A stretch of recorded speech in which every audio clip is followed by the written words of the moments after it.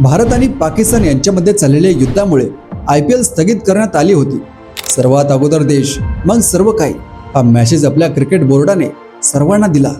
पण आता या दोन्ही देशांमध्ये युद्धबंदीचा निर्णय जाहीर झाल्याने IPL पुन्हा एकदा सुरू करण्याच्या हालचाली वाढल्या आहेत। आता हे IPL केव्हा सुरू होणार आणि राहिलेल्या मॅचेस कुठे होतील ते आपण व्हिडिओमध्ये पाहूयात।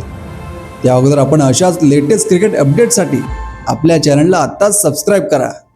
BCCIचे उपाध्यक्ष राजीव शुक्ला यांनी सांगितले की IPL प्रशासकीय समिती आणि बोर्डाच्या अधिकाऱ्यांमध्ये रविवारी बैठक झाली। यावेळी योग्य वेळापत्रक तयार करण्यात येत आहे। सध्या तरी अंतिम निर्णय झाला नाही।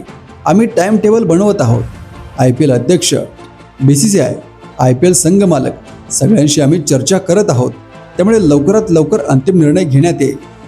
9 मेला RCB आणि लखनौची मॅच होती। त्या मॅच पासून IPL पुढे सुरू होईल। जे फॉरेन प्लेयर्स आपापल्या देशात गेले आहेत त्यांना सुद्धा परत बोलवण्यात येत आहे।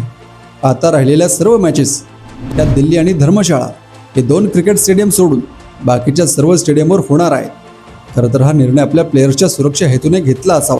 हैदराबादमध्ये क्वालिफायर 1 आणि एलिमिनेटर या 2 मॅचेस होणार होत्या। या दोन्ही मॅचेस आहे त्याच ग्राउंडवर होतील आणि शेवटची फायनल मॅच ही ईडन गार्डनमध्ये 25 मेला होणार होती। ती पावसाच्या कारणामुळे अहमदाबाद स्टेडियमवर हलवली जाईल। धर्मशाळा येथे 10व्या ओव्हरला पंजाब आणि दिल्ली यांच्यामधील मॅच कॅन्सल झाली होती। आता त्या दोन्ही टीम्सला 1-1 पॉईंट दिला जाण्याची शक्यता आहे।